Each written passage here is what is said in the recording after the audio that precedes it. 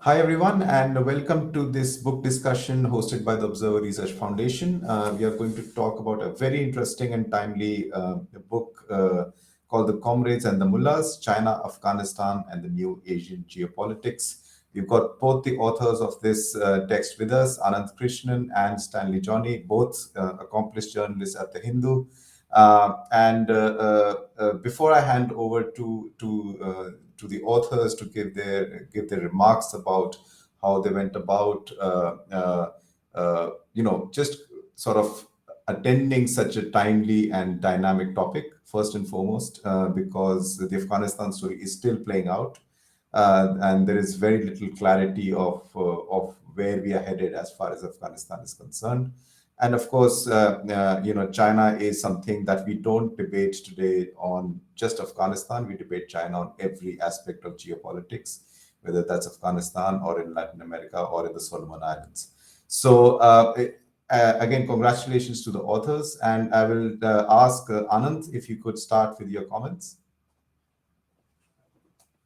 Thank you so much, Kabir, and thank you to Priyanka and Antara as well for joining us today. We both are really appreciative of having you with us today. And thanks, of course, to RF as well. So it was, so the book kind of came about. Stanley, of course, has been following Afghanistan for quite a long time. And I've been reporting from China for a few years now as well.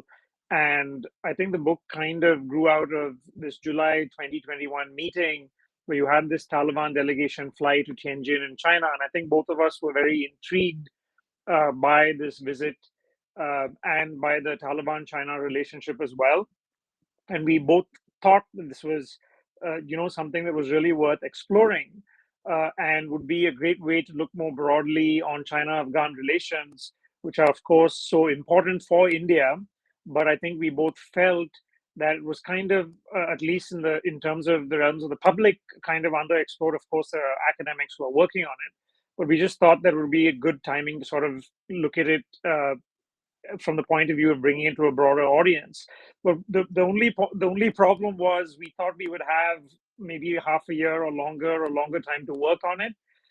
And I think that none of us thought that in a matter of 2 weeks, by mid-August 2021, you'd have had developments that we saw, and the fall of Kabul, which kind of forced us to really do as much as we can, as quickly as we can. And I think that's how this book came about. And I think our hope is to give a very sort of journalistic account of the things as they stand now. Of course, as you mentioned, Kabir, as well in your introduction, things are very much in flux. And so this is an effort for us to try and map out the past, the present of China-Afghan relations. And more than that, I think Stanley has done a fantastic sort of account of explaining how Afghanistan, from a domestic point of view, got to where it is today, and the factors that led to the US exit. In terms of China-Afghan relations, I still think it's early doors. And what kind of motivated me to go deep into this was I thought there was a lot of misinformation, a lot of hype in terms of perhaps sometimes exaggerating what China would do. I think because we are accustomed to having one great power leave Afghanistan and another great power come in and fill that vacuum. But I was more interested in trying to see what the Chinese even think. Do they really see themselves as going in the way the US did or the way the Soviet Union did? And I think that the big takeaway is, of course, that China still remains very much a wary and cautious power. And this is an account of trying to kind of present to a wider audience what exactly China's thinking is. When you look at the return of the Taliban as well as its presence in the region more broadly. Right. Thanks for that. That's a good note to start on. And before we jump to the other panelists, can I just invite Stanley to give his comments, please? Hi, thanks Kabir for hosting this event, and thanks to Priyanka and Antara joining us. Ananth has already, spoken about the book. So, I mean, basically, the trigger point was the Taliban's advances in Afghanistan. So that's when we started thinking about this idea And also, something about Afghanistan, something common about Afghanistan is that Afghanistan has always seen some kind of great power presence in the country. And the great powers in the past were all forced to withdraw from Afghanistan. So, in a sense, at least if you look at it from the 19th century, the British went into Afghanistan, and they had to pull back in the after the first Anglo-Afghan War, and the Soviets went into Afghanistan in the 20th century, and after 10 years of presence in Afghanistan, the Soviets were also forced to withdraw from Afghanistan. And then you see the Americans go into Afghanistan after the 9/11 terrorist attacks, and after 20 years of staying in Afghanistan, trying to prop up the Islamic Republic, having tens of thousands of troops in Afghanistan throughout this period of time, and the Americans also, they had to withdraw from Afghanistan. And interestingly, what we saw is that 15 days before the United States completed its troops withdrawal from Afghanistan, the Taliban were back in power. The same Taliban that were forced out of Afghanistan by the Americans in 2001. So what is next for Afghanistan? So what we try to do in the book is, of course, to tell the story through a historical lens, which also means try to understand what Afghanistan went through, in the last 2 centuries, or what it holds for Afghanistan's present. So the present means, of course, you have the Taliban now back in Kabul. So what does it mean for Afghanistan? And also, who is the next great power who is going to engage Afghanistan? So we are not speculating much. We are basically, our analysis is rooted in the history as well as in the present. So when we started ideating the book, as Ananth mentioned, the Taliban were advancing, but they hadn't taken over Kabul yet. And everybody was expecting that, it would take months, it would take whatever, at least 3 months to 6 months. But within a couple of weeks, the Taliban were in Kabul. So what we were looking at, and interestingly, just a couple of weeks ahead of the Taliban's takeover of Kabul, you had a Taliban delegation visiting China, and the Chinese foreign minister welcomed Mullah Baradar, one of the founders of the Taliban. So obviously, the Chinese are keen to engage the Taliban, but how far they will go or what they are planning to do, what we can understand from the Chinese readiness to engage the Taliban. So these were some broad questions that came up before us. And also another point which we tried to look at was India's position. Because if you look at Afghanistan's developments from an Indian point of view, there is a chapter of the view from India. So from an Indian point of view, historically, India has had friendly or not hostile regimes in Kabul. So right from the time of the monarchy, ever since India's independence.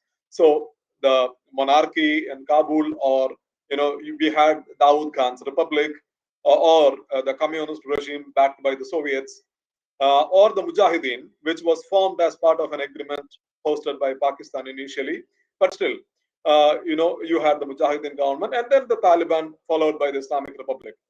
But throughout this historical period, what we saw was that, except the 1990s, late 1990s, the Taliban period, India had enjoyed some kind of engagement or good relationship with the regime in Kabul. The challenge India faced was the Taliban period. So now India is again facing the same historical dilemma. Basically, the Taliban are now returning to power, and it's not a secret that the Taliban were backed by the Pakistanis. So from a Pakistani point of view, this adds some kind of strategic depth to Pakistan's foreign policy thinking, while at the same time, for India, it is a foreign policy challenge as well. So we try to look at the whole situation in Afghanistan from an Indian point of view as well. So this is the broad framework of the book. And then we try to, to journalists, it is an early stage book. We try to look at the facts available, the facts on our hands, and we try to reconstruct some of the historical developments and try to analyze what it holds for India, what it holds for the region, or what it holds for Afghanistan. So that's the Comrades and the Mullahs. Thanks, Stanley. And as I said, I've gone through this book. It took me one sitting. It's very breezily written. I highly recommend everyone watching to go and pick up a copy. And one of the finest points of this text was that it's not overreaching in its predictions, which we all tend to do at times. And also that sort of shows the fluidity of the situation in Afghanistan at this point. Anyway, could I invite Dr. Priyanka Singh, Associate Fellow at the MP IDSA in New Delhi, to give her comments on the book and the topic that we're discussing. Thank you, Kabir. And first of all, thanks to the ORF for having invited me to this panel discussion on a very timely book. It could not be timelier than this. And don't take it as a cliched sort of a statement that panelists make at the book discussions, because I really mean it. The book really comes at a very opportune time. When everyone was kind of curious with the kind of geopolitical developments which were happening in the vicinity, and everyone was asking so many questions but really had no answers.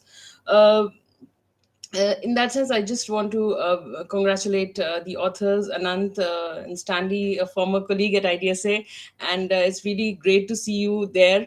Kind of this and even if I was not a part of this panel, I think I was kind of somebody who was looking forward to this book, because while doing some kind of a literature survey for one of my research, I really thought there was hardly any work kind of that was dealing with China's serious sort of a book which was dealing with China's policy towards Afghanistan. Of course, everyone talks about Andrew Small.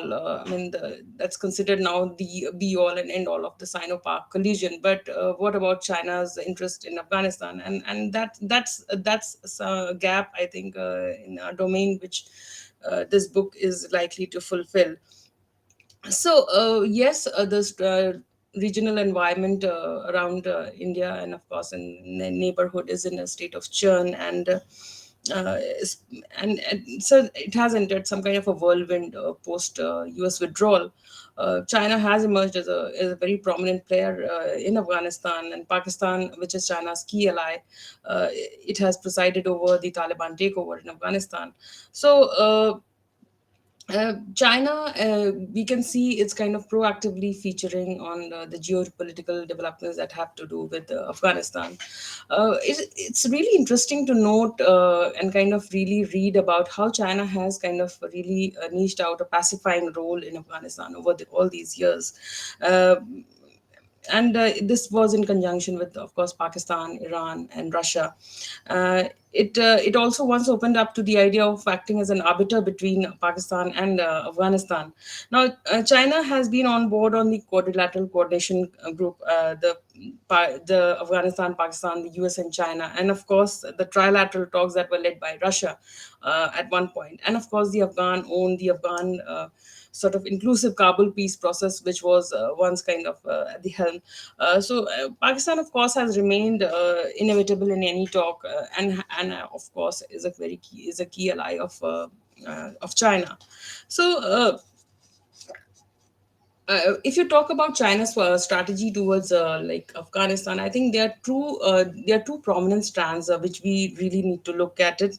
And regarding China's major connectivity kind of projects under the BRI, especially the CPEC, I think that is something which is really seeking extension beyond Pakistan, and in that sense, I think Afghanistan is very key to China's strategic objectives in the region.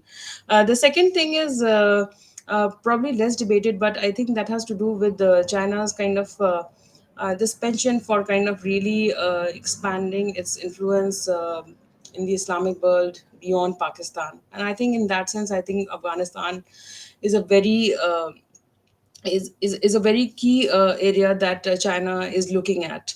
Of course, the Wakhan corridor and the border that is shared by China and Pakistan occupied Kashmir, that is what we call it.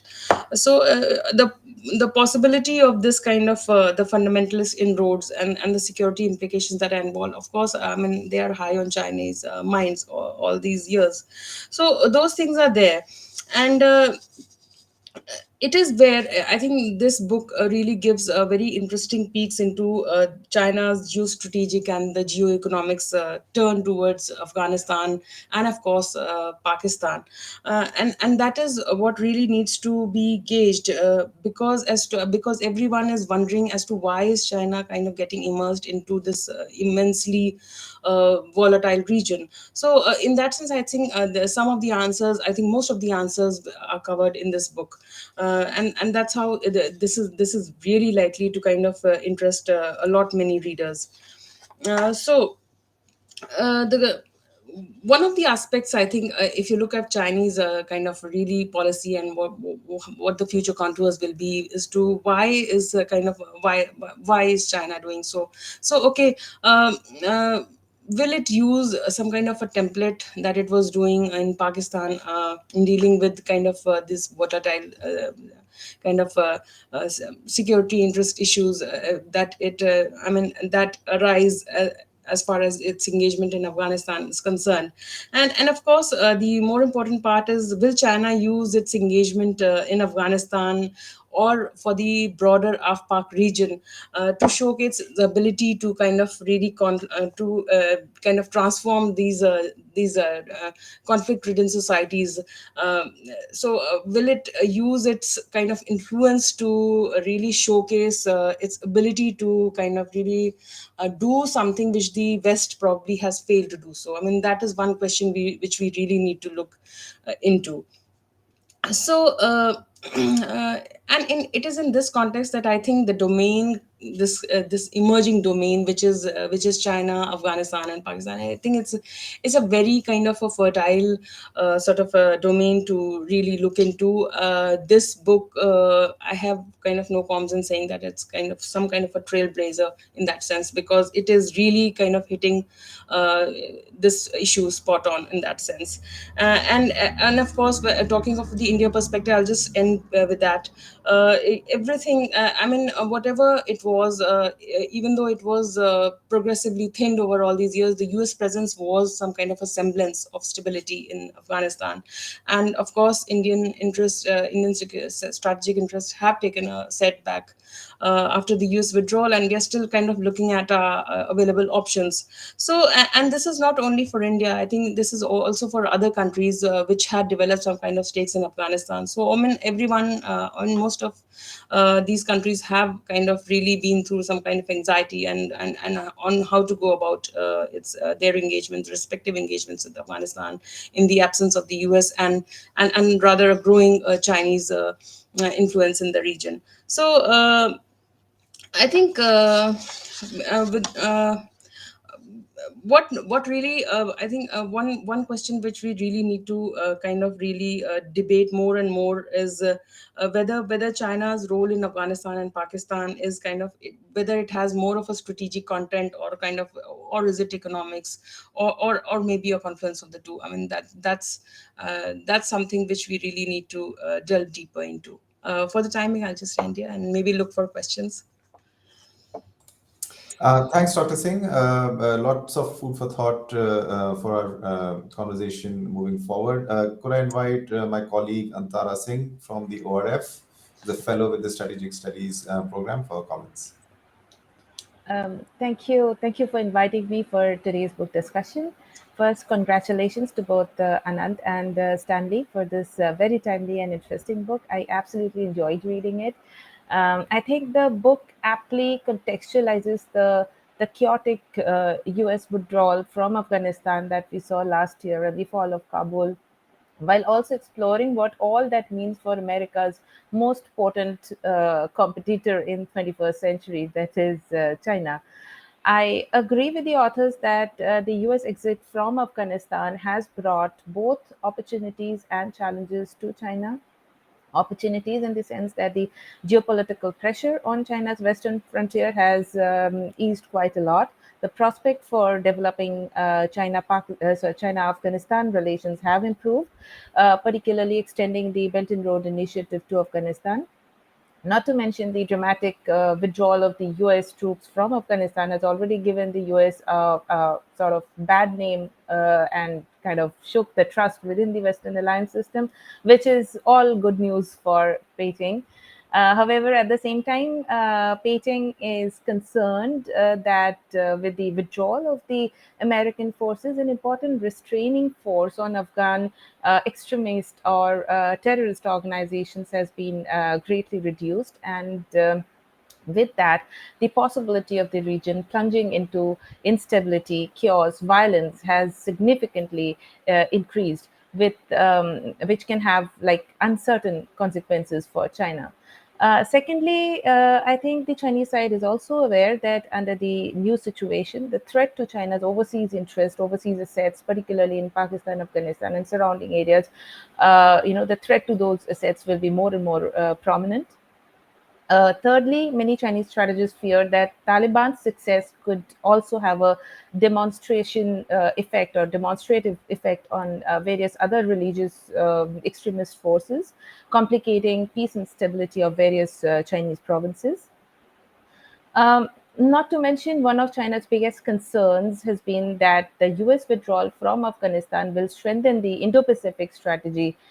In fact, some Chinese strategists even saw a new trend in the US's China strategy that combines strategic deterrence in the East and provocation and chaos in the West. Therefore, I agree with the authors that despite the confident signaling and propaganda, China is taking a cautious approach on Afghanistan. It is neither going to, pour in billions of dollars into Afghanistan, nor is it going to set boots on the ground. It is going to play the role of a power player, influencing outcomes that suits its interest in the region. However, I do have a comment on the author's approach to the Afghan situation in this book, and also have a question for them which doesn't get addressed in this book. I'll come back to the question later, but first the comment. In this book, the authors have approached Afghanistan mainly through the prism of great power competition, China-US rivalry. It is true that in the 19th century, Afghanistan was in the middle of the great game between British and Russian empires. In 20th century, it was again caught in the Cold War between US and Soviet Union.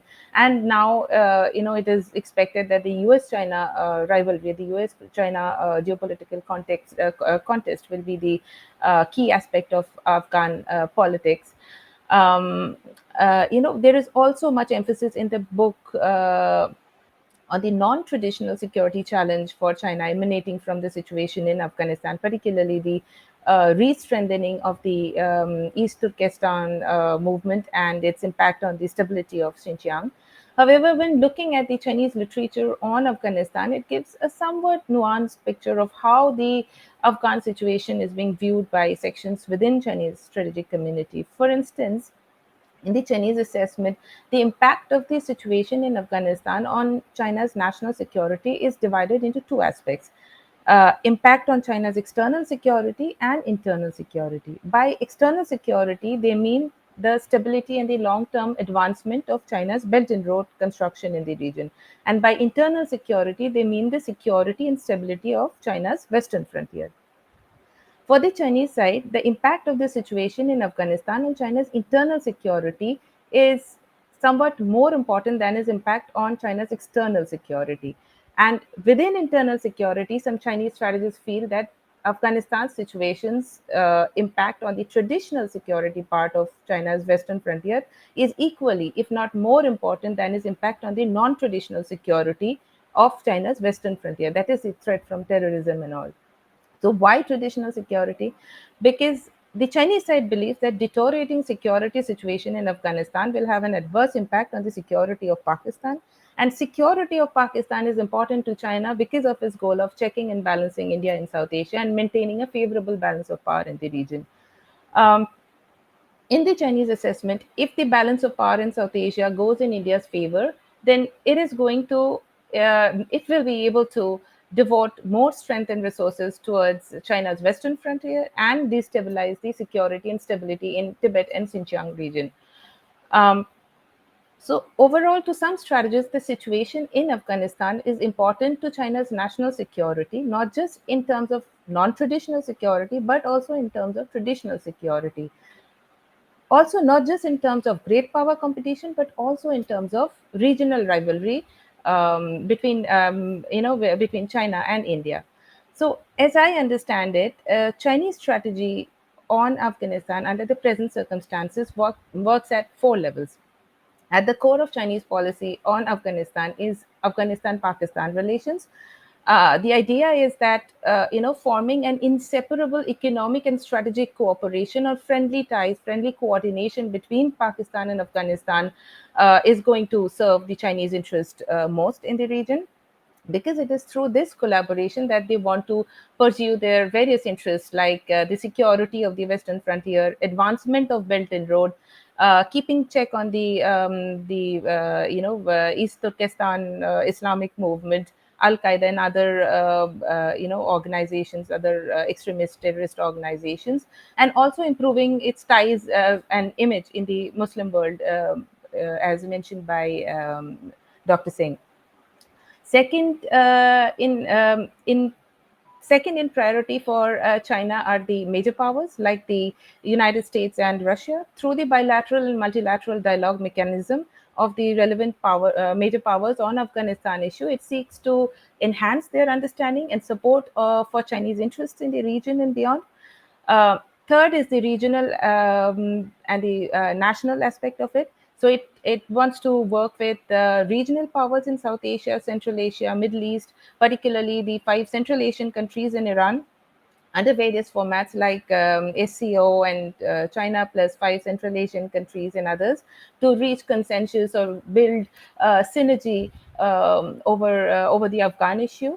In South Asia, China is also keen to extend China-India plus cooperation model to Afghanistan to strengthen communication and cooperation with India on the Afghan issue, mainly to form certain kind of balances or restrictions to Indian activities in Afghanistan. And of course, at the 4th level is the international the international organizations, the multilateral organizations like the United States, where they want to work together and get some synergy on the Afghan issue. So I would therefore argue that the great power competition, that is the China-US competition, is just one of the factors influencing Chinese policies in Afghanistan. Competition with regional players, particularly India, and the traditional security threats associated with it is also playing an important role in China's Afghanistan policy, which I think requires to be explored a little bit more. Finally, my question to the authors: you have argued in the book, and I have also seen many Chinese strategists having the same opinion, that the US exit from Afghanistan will give a boost to the US Indo-Pacific strategy. It will free up greater American resources for its competition with China in the Indo-Pacific theater. But where does this argument stand now with the Ukraine conflict playing out in Europe? With the stalemate in Ukraine, can the US or the Western world hope to free themselves up anytime soon and focus on the Indo-Pacific or China? And what are India's options in that case? So I'll stop with that question, and compliments to both the authors once again for the wonderful work. Thank you very much. Thanks so much, Antara. I'm glad you finished with the question. I'll let the authors take your question first. I've got a bunch of questions myself, and I'll generally just tell the panelists, if you have any questions, please do just enter and go ahead with it. So Antara asked the question first. So Ananth and Stanley, whoever would want to take that up. Sure. Thank you so much, Santara and Priyanka, for your observations. I'll be brief, and I think Stanley might want to add to this as well. I think it's a great point, Antara, in terms of China's regional calculus, and I would agree with your point on that. But I think it requires closer examination for sure. As much as the prism of China-US rivalry is something that really dominates thinking in Beijing today on every front. I think that that's certainly something that needs to be looked at a lot more closely. And I do think that in terms of the regional dynamics, the China, Pakistan, Afghanistan three-way dynamic is quite interesting at the moment in terms of how that's developing. Recently, as most of you would have noticed, that China hosted a meeting of the foreign ministers of neighboring countries, and on the sidelines of that, they had a China, Pakistan, Afghanistan trilateral meeting as well. And it's quite something to see. Something that we mentioned in the book as well is how closely China and Pakistan have been aligned in terms of how they've dealt with the return of the Taliban to Kabul and with Afghanistan more broadly. And I think it's also been quite revealing how much I think China is beginning to lean on Pakistan to even, I'd say, even from a basic point of view, to make sense of what's happening there. I don't think, to be honest, I don't think their capabilities are so developed where they have a very great sense of understanding of the different players on the ground in Afghanistan. And in terms of the domestic political situation there, and I think that they've come out as a result of the Taliban taking power, I think they've become more reliant on Pakistan than they were previously. And perhaps a case could be made that their optimal outcome would not have been the Taliban completely in control, but maybe even a situation where there was power sharing, or where I think they maybe expected even Ghani and the Taliban to come to some sort of agreement. If you look at their outreach that we saw last year, I don't think they would be completely comfortable with being beholden to the Taliban to the extent that they are now.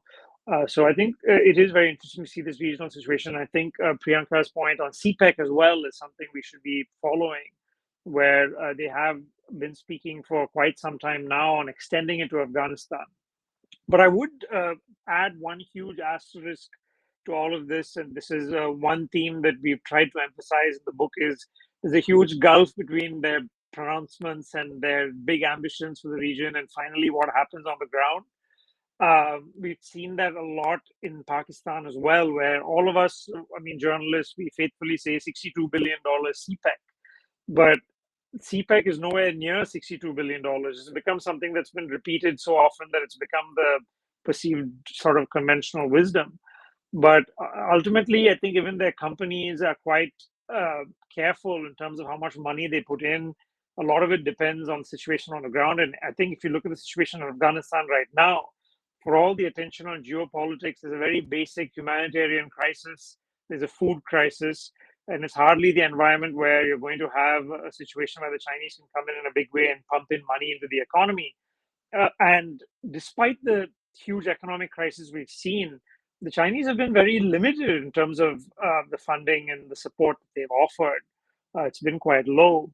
And another thing that we need to keep an eye on, I mean, from my own vantage point here in Hong Kong, looking at what's happening in Shanghai in March and April 2022, there's a huge economic crisis brewing in China, and we don't quite know how that's going to play out, given the current sort of COVID-19 situation that they've been facing, and more broadly the Chinese economy's troubles even before the current COVID-19 outbreak. It's hardly in a situation where it's going to be spending a huge amount of money overseas to the extent that all of us may have assumed 2, 3, 4 years ago. So I think a lot of things are indeed in flux. I think the intent to be a power player is certainly there. But of course, for those of us following it, it's so important to kind of keep in mind the limitations as well when we tend to analyze how much China is going to go, how deep China is going to go in Afghanistan. Stanley? Yeah. Hi, Priyanka. Thank you. Antara, thank you for your comments.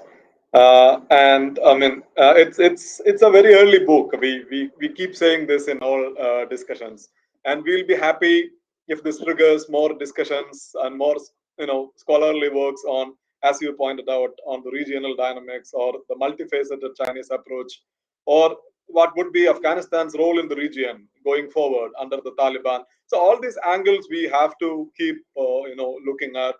And I mean, we ourselves are looking up to more works on these discussions.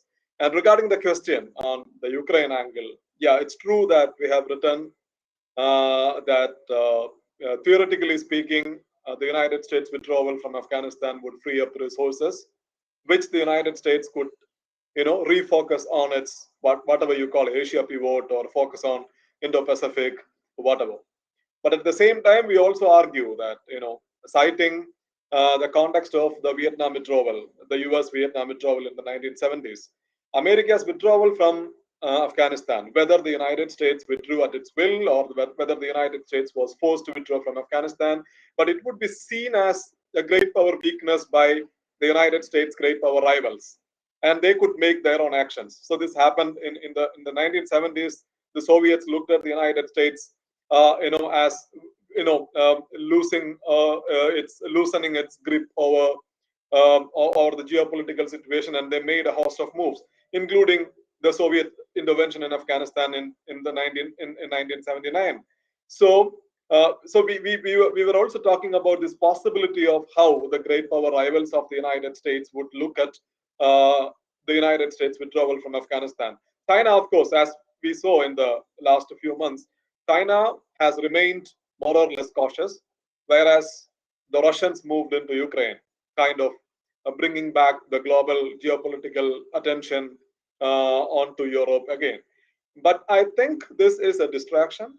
In the long run, the most important geopolitical contest or competition of our time is that between the United States and China. And the focus, I think, would stay on Indo-Pacific. As of now, what we see, Russia is, I mean, in my very personal opinion, Russia is a weak power, which is actually trying to, flex its muscles. It is out of its own insecurities, weaknesses. Rather than China is a consistently rising power in terms of, you look at its economic might or its geopolitical, its growing geopolitical influence, etc., etc. So yeah, it could be a period of a phase of distraction, but eventually I think the United States will stay focused on Indo-Pacific. And from Indian point of view, India has to be prepared for both, in a sense, the phase of distraction which is now happening because India is now forced to take a side. Both the United States and Russia are your partners. The United States is arguably your most important strategic partner. Russia is important for you, not only for weapons, but also for, Russia is a Eurasian power, and India, being a continental power, will have to work with Russia. So this adds challenges to India. While at the same time, I think the long-term foreign policy trajectory, I don't think that would be disrupted by the events that are unfolding in Europe right now. Because as the US-China competition or contest would continue to guide the geopolitics of Asia, I think India will continue to work with the United States, and even on Afghanistan, it would continue to take a wait and watch approach to see, like any other regional powers, to see whether the Taliban would be able to stabilize Afghanistan. And if it stabilizes Afghanistan, India will have to I think we also argue that, we discuss different scenarios for India emerging out of Afghanistan, and all different scenarios, I think engaging the Taliban, I'm not saying that India has to recognize the Taliban regime, but retaining some kind of engagement with the Taliban would be important for India to serve its interests.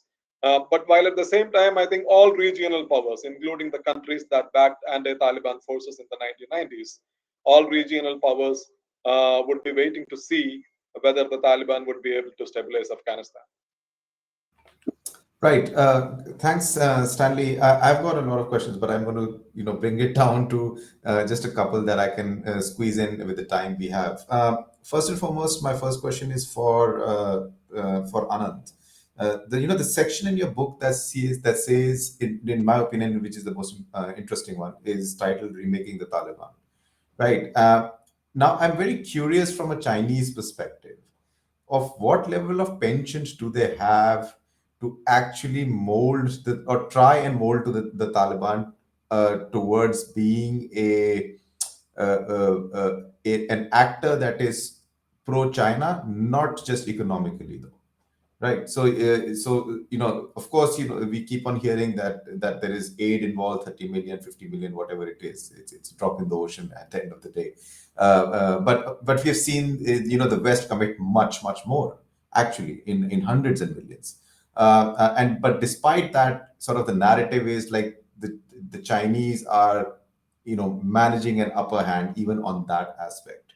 So when we're talking about something like remaking the Taliban, what exactly, and I know you've addressed in the book, but I want to just sort of probe this a little bit more. What is the penchant within the Chinese polity of actually trying to, trying to remold the Taliban into something that serves the Chinese interests in long term, both politically and economically? Thanks, Kabir. That's a great question. And I think that if there was one phrase or point that I would sort of emphasize in terms of trying to understand how they're looking at it, is I would just say that they are ruthlessly pragmatic, and they put ideological considerations that they might have had about the Taliban to one side. Given that, as we mentioned in the book, the memories of Taliban 1.0, and I think for everyone in China would sort of automatically associate Taliban 1.0 with the Buddhas of Bamiyan. I think that would be, if I had to say one sort of episode or sort of postcard from that phase, I think that would be something that was, quite deep in people's memories of that. But I think that even before the return of the Taliban, I think you would consistently hear from Chinese strategic experts that, they are a fact of life. And the phrase that you would often hear is that they are a part of Afghan society, was a phrase that you would often sort of read and hear them saying. And the point being that, that they have to be engaged with. And I think when the Donald Trump administration went ahead and did that, for a lot of Chinese strategic experts who were talking about that, that was a vindication of what they've been saying. And ultimately, probably India was the only sort of prominent country that was the last to kind of see that point of view.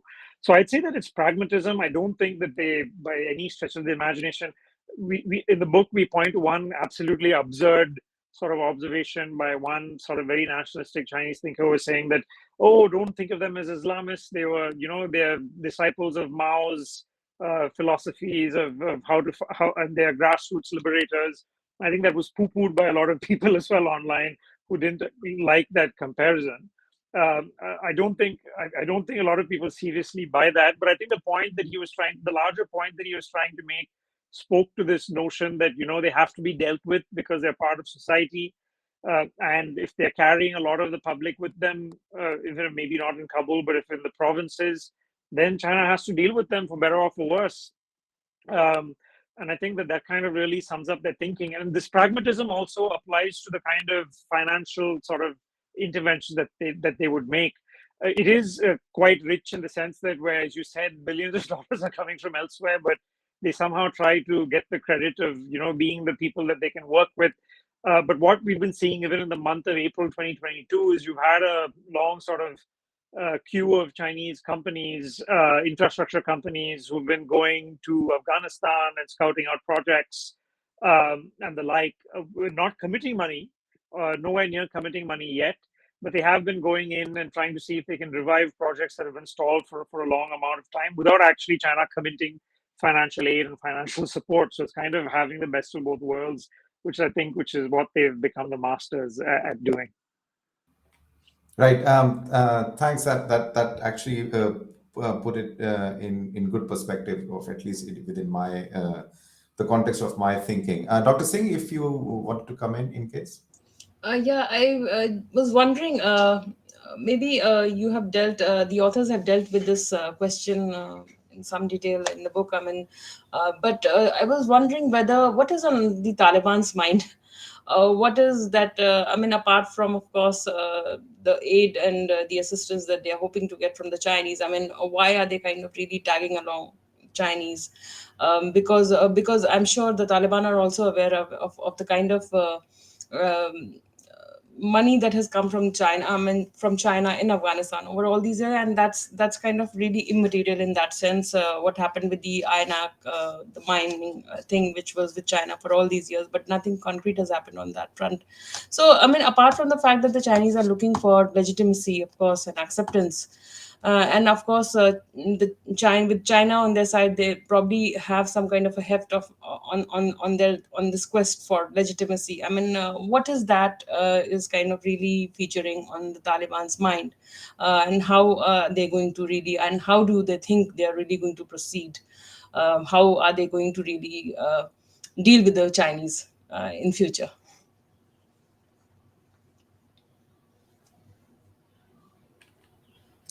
Stanley, Ananth, whoever wants to take that.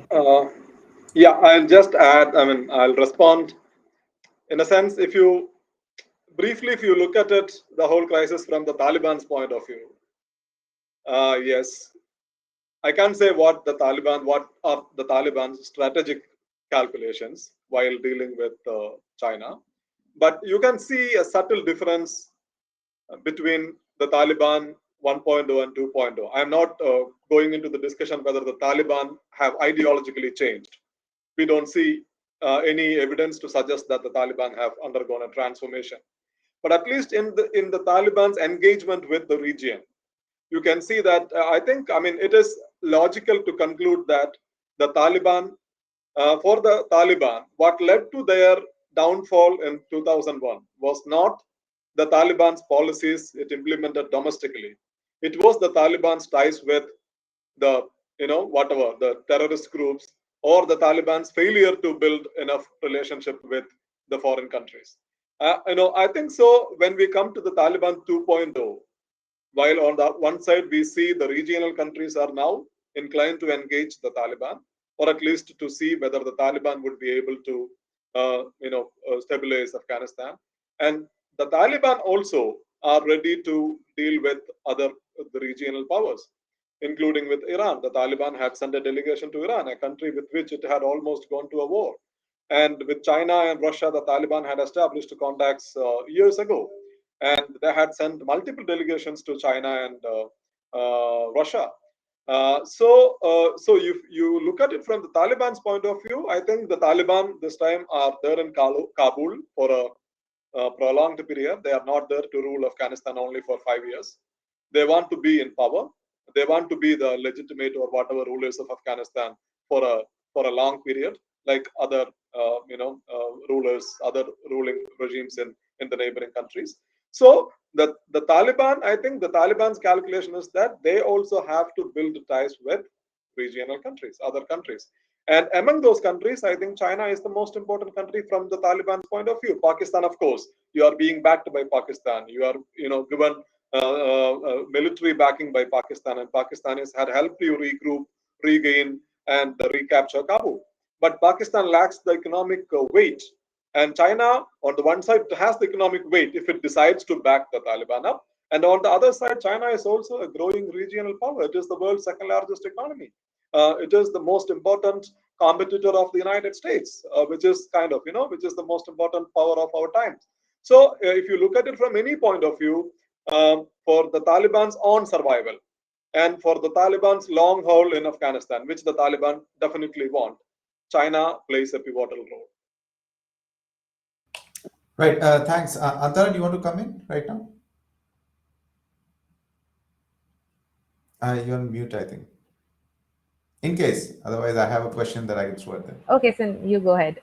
All right. Okay. So something that Stanley was just talking about, sort of this a duopoly of approaches, right? Because we are talking a lot about Afghanistan, and as the book also sort of alludes to it, that Afghanistan is being seen as the US has exited and the Chinese have entered kind of argument, right? But interestingly, there is another sort of going beyond this new great power competition narrative that is being played out everywhere at this point of time. There is another school of thought that does believe that what regional countries, and I'm not keeping China in this grouping per se, what regional countries think about the Taliban in Afghanistan and what kind of influence these big powers, so China and the US, will have on these regional countries will ultimately be actually more important than what Beijing directly thinks about Kabul or Taliban, or what DC thinks directly about Kabul and Taliban. And my question here is to you that, and this is coming from my view, I could be wrong, but I do not see any overlapping strategic interests of any of Afghanistan's neighbors. They all have a fairly divergent view of what should be happening in Afghanistan and what the Taliban should be doing, whether that's Pakistan and whether that's Iran. Even in Central Asia, Tajikistan is on a different bend, Uzbekistan is on a different bend, and India in South Asia is on a completely different bed. And there's, of course, the hypothesis that Taliban ultimately will not be able to survive too long if a big country like India doesn't have some sort of cohesion happening in Afghanistan. So, from a regional perspective, let's keeping aside the big power competition. What's your view on what could happen, and what's your view on what kind of influence can China really, put on a country like Iran, for example, which all said and done does require China's economic heft, but also has a very independent strategic analysis on almost everything. On this is to Ananth or Stanley, whoever wants to take it. I will just give a brief comment, and I think Stanley would like to weigh in on this, I'm sure, as well, because I know that he's written a lot about Iran as well in terms of its own views of the situation. The sort of one point that I want to make, I think I take your broader point, Kabir. I don't think that China alone is certainly going to dictate the outcome. And I think there's the book, I think as much as the US exit and Chinese entry is a framing for the book, I think that one of the sort of arguments that the book really tries to make, and I hope it comes through, is that is to caution people to not assume that the US exit and Chinese entry means that China is going to fill that void or wants to fill that void. And actually, we're kind of reacting against that assumption. And I think that's I think one thing that sort of drove us to write this book as well is to say that, listen, they're going to be a very different power. They are looking at what previous powers did, and they do not want to repeat that. I don't think they have the sort of intention or the capabilities to do so. And one sort of brief point that I would make is I think we should also really keep in mind that in terms of the point that Stanley made in terms of the Taliban's longevity that they want, I think that it's a very sort of basic point to make, but even more than whatever support they get from external powers, I think one thing that comes across in our account of the history of Afghanistan is whether they sort of sink or swim is going to be determined by what they do domestically at home and how they govern at home, and whether they can get their house in order at home more than what's going to be decided by external powers. Obvious point to make, but that's something that I think we should really underline and flag. And in terms of China's sort of willingness to step in, I think there's a big question mark in terms of that. I did mention earlier in terms of their own limitations and domestic problems. But when you look at the neighborhood at the moment, in early 2022, when you look at the Sri Lanka, the economic crisis in Sri Lanka, you're looking at the situation in Pakistan, and you're looking at the situation in Afghanistan. China hasn't been doing much, at least so far, in terms of stepping in or offering assistance. So as much as they would like us and the world to think of themselves as being the sort of biggest power on the block so far. I mean, this could change, but so far, I'm a little bit skeptical in terms of how much they actually want to step in economically.